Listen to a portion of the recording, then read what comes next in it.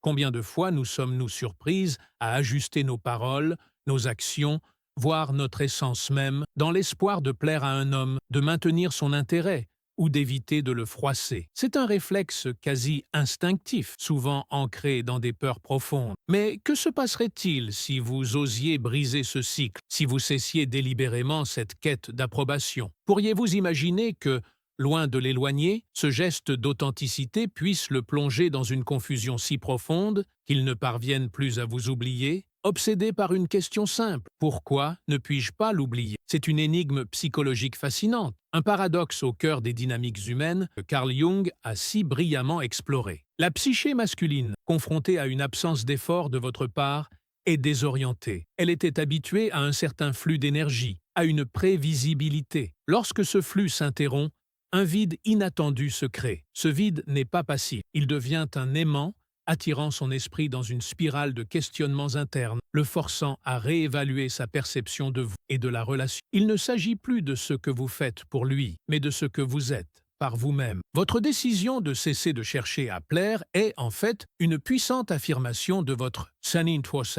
soit authentique. En vous libérant de cette contrainte, vous projetez une énergie d'indépendance, de confiance et d'intégrité. Cette autonomie est brutalement inattendue pour l'homme, car elle défie ses schémas habituels. Il est confronté à une femme qui ne correspond plus à ses projections ou à ses attentes conditionnées. Cette rupture de modèle le pousse à l'introspection, à se demander non seulement qui vous êtes, mais aussi pourquoi votre absence d'effort le trouble tant. Préparez-vous à plonger dans les profondeurs de l'esprit masculin. Nous allons explorer les mécanismes psychologiques qui expliquent pourquoi votre retrait de la quête de son approbation peut générer une obsession inattendue. Découvrez comment ce simple acte de souveraineté peut le pousser à une quête incessante, cherchant à comprendre pourquoi votre image, votre essence, devient inoubliable, une présence persistante dans son esprit, même lorsque tout semble indiquer le contraire. Quel est le secret de cette mémoire involontaire qui le hante? Je vais maintenant développer la première partie de votre script en me concentrant sur la manière dont l'arrêt de la complaisance féminine affecte la psyché masculine, en m'inspirant des enseignements de Jung. Imaginez un homme habitué à un certain type d'interaction, à une source prévisible d'attention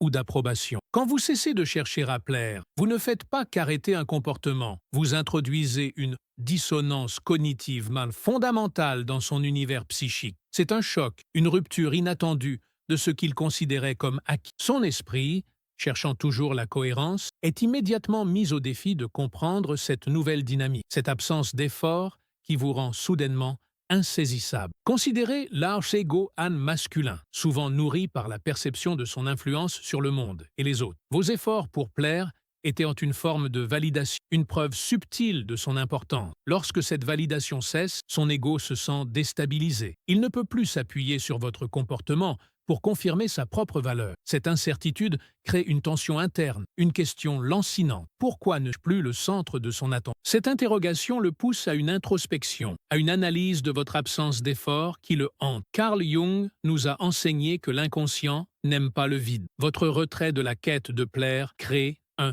mystère profond. L'homme est naturellement attiré par ce qui n'est pas immédiatement compréhensible, par ce qui demande un effort de décryptage. En ne vous justifiant plus, en ne cherchant plus son approbation, vous devenez une énigme fascinante. Il se sent obligé de vous résoudre, de comprendre la raison de ce changement. C'est ce défi intellectuel et émotionnel qui le maintient mentalement lié à vous. Ce que l'homme pense, dans ce moment de rupture, est brutal, car cela l'oblige à confronter ses propres projections et ses illusions. Il avait peut-être projeté sur vous le rôle de celle qui le divertit, le soutient, le valorise. Votre non-effort déchire ce voile. Il est forcé de voir que vous existez indépendamment de lui, que votre bonheur ne dépend pas de sa présence ou de son approbation. Cette autonomie est déroutante et souvent inattendue, car elle remet en question la place qu'il pensait occuper dans votre vie. En somme, quand vous cessez de plaire, vous ne faites pas que changer de comportement. Vous transformez la dynamique psychologique de la relation. Vous créez une dissonance, un défi à son ego et un mystère que son inconscient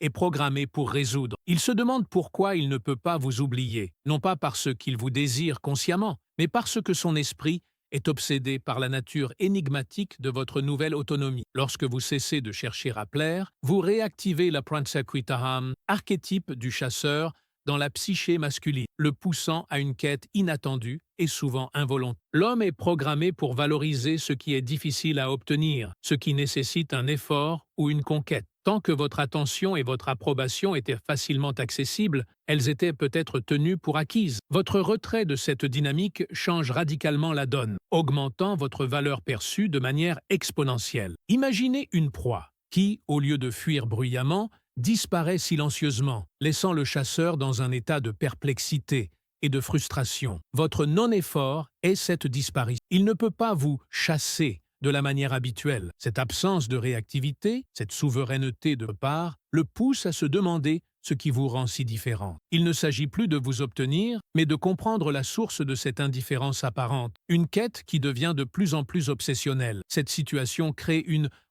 tension psychologique considérable chez lui. Son esprit est pris entre la dissonance de ne plus recevoir l'attention habituelle et la curiosité grandissante face à votre autonomie. Pour résoudre cette tension, il commence à investir davantage d'énergie mentale en vous. Il se souvient de vos qualités, des moments partagés, et les amplifie. Il ne peut pas vous oublier, car son cerveau est en mode résolution de problèmes, cherchant à comprendre ce paradoxe. Carl Jung a également parlé de la anima chez l'homme, l'image inconsciente du féminin idéal. Quand vous vous libérez de la nécessité de plaire, vous vous rapprochez de l'authenticité de votre propre soi. Cette authenticité peut résonner puissamment avec son anima, le poussant à vous voir non pas comme une simple femme, mais comme le reflet d'une intégrité, d'une complétude qu'il recherche inconsciemment. Il ne peut pas vous oublier, car vous êtes devenu le symbole d'une aspiration profonde. En résumé, en cessant de plaire, vous activez l'archétype du chasseur masculin, augmentant votre valeur et créant une tension psychologique qu'il est obligé de résoudre. Il ne peut pas vous oublier parce que vous êtes devenu une énigme captivante, un reflet de son anima et un défi à son besoin de contrôle. Cette transformation de sa perception est brutale et inattendue, le forçant à une forme d'obsession qui dépasse sa compréhension consciente. Votre décision de cesser de plaire agit comme un miroir, reflétant à l'homme les aspects de sa propre ombre qu'il a pu ignorer ou réprimer. Carl Jung a longuement exploré l'ombre comme le réceptacle de nos qualités et défauts inconscients. Pour un homme, cela peut inclure des insécurités, un besoin excessif de validation ou une incapacité à se confronter à ses propres émotions. Votre autonomie, votre non-besoin de lui force ces aspects à remonter à la surface. Imaginez un homme qui a toujours vécu dans une pièce éclairée par la lumière des... Quand cette lumière s'éteint, il est contraint d'allumer sa propre lampe et de voir les recoins de sa propre pièce. Votre absence d'effort pour plaire le pousse à faire face à sa propre lumière intérieure. Il ne peut plus se cacher derrière la satisfaction que lui procurèrent vos efforts. Cette confrontation peut être inconfortable, voire brutale, car elle le confronte à ses propres manques et à la fragilité de son estime de soi. Cette dynamique crée un sentiment de perte mea inattendue. Non pas nécessairement la perte de vous, mais la perte de son rôle, de son influence, de la prévisibilité d'une interaction. Il était habitué à être celui qui donne ou reçoit l'attention. Quand vous cessez de chercher à plaire, cette relation de pouvoir s'inverse ou se neutralise. Il se sent désarmé et cette impuissance alimente sa difficulté à vous oublier, car il cherche à retrouver un équilibre perdu. De plus, cette situation peut éveiller en lui une jalousie saine, une envie de posséder la même liberté et la même confiance que vous incarnez. Il voit que vous êtes heureuse sans son approbation, que vous vous sentez complète en vous-même. Cette observation peut le pousser à désirer la même intégrité pour lui-même, à vouloir vous rejoindre dans cet état de souveraineté. Il ne peut pas vous oublier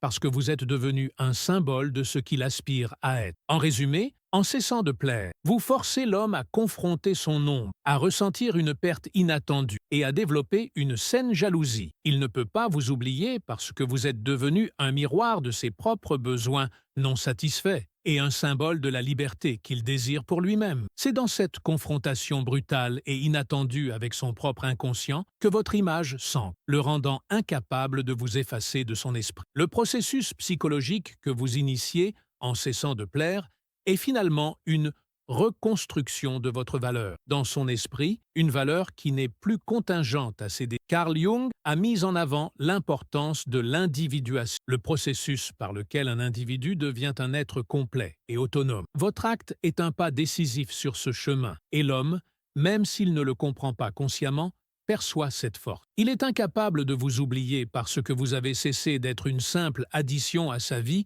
pour devenir une entité complète en soi. Imaginez une étoile qui brille par sa propre lumière sans chercher l'attention des autres corps célestes. C'est cette lumière intrinsèque qui la rend visible et mémorable. Lorsque vous cessez de chercher à plaire, vous brillez de votre propre lumière. L'homme est attiré par cette clarté, par cette absence de besoin. Il ne peut pas vous oublier parce que vous lui montrez une forme d'existence qu'il n'a peut-être jamais rencontrée, une femme qui se suffit à elle-même et dont la présence n'est pas une quête, mais une offrande. Ce qu'il pense est brutal et inattendu, parce que cela défie les schémas patriarcaux et les attentes sociales qui ont souvent dicté les dynamiques relationnelles. Il est confronté à une femme qui ne correspond pas aux scripts habituels, et cette déviation le force à une réévaluation profonde de ce qu'il recherche dans une relation. Il commence à désirer non pas quelqu'un qu'il peut contrôler ou qui le valide, mais quelqu'un qui incarne l'intégrité et l'autonomie. Finalement, votre non-effort le pousse vers une forme de amour plus authentique. L'obsession initiale, ce pourquoi ne pas l'oublier, peut se transformer en une reconnaissance sincère de votre valeur. Il ne vous désire plus par besoin, mais par admiration et respect. C'est un amour qui naît de la contemplation de votre être et non de vos performances pour lui plaire. C'est ce type de connexion, basée sur la reconnaissance du soi de l'autre, qui est le plus durable et le plus significatif. En conclusion, lorsque vous cessez de plaire, vous ne disparaîtrez pas de son esprit. Vous vous y ancrez de manière inoubliable. Votre autonomie et votre lumière intérieure vous transforment en une énigme fascinante, un catalyseur pour sa propre croissance et une révélation de votre valeur. Il ne peut pas vous oublier parce que vous l'avez poussé à une confrontation brutale, mais nécessaire avec son propre inconscient, le menant, et potentiellement vous, vers une forme d'amour et de connexion plus profonde et plus vraie. Nous avons exploré ensemble les profondeurs inattendues de la psyché masculine, révélant comment votre décision de cesser de chercher à plaire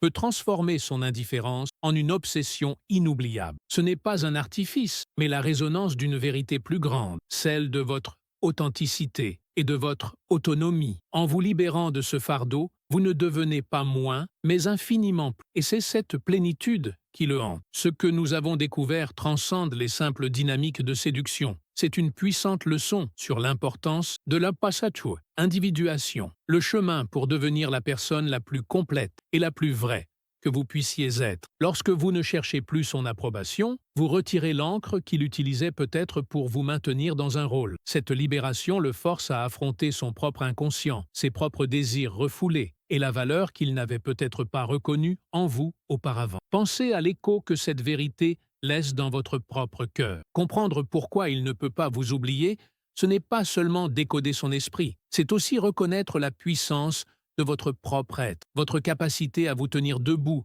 dans votre vérité, à briller de votre propre lumière sans chercher à l'éblouir, est ce qui vous rend inoubliable. Il n'est pas seulement obsédé par vous, il est obsédé par ce que votre liberté révèle sur ses propres aspirations et ses manques. Alors, mes chères chercheuses de sens, la question qui demeure n'est pas « comment le faire me désirer ?», mais plutôt « êtes-vous prête à embrasser pleinement la femme que vous êtes, celle qui n'a pas besoin de l'approbation d'un autre pour exister et rayonner ?» Car c'est dans cet amour de soi inébranlable, dans cette acceptation radicale de votre unicité, que réside votre véritable pouvoir d'attraction, un pouvoir si profond qu'il défie l'oubli. Si cette exploration de la psyché et de la liberté a touché une corde sensible en vous, si elle a allumé une étincelle de courage ou de clarté, je vous invite à faire partie de cette conversation transformative. Laissez un commentaire ci-dessous pour partager vos propres prises de conscience. Cliquez sur le bouton « J'aime » pour soutenir cette chaîne et surtout,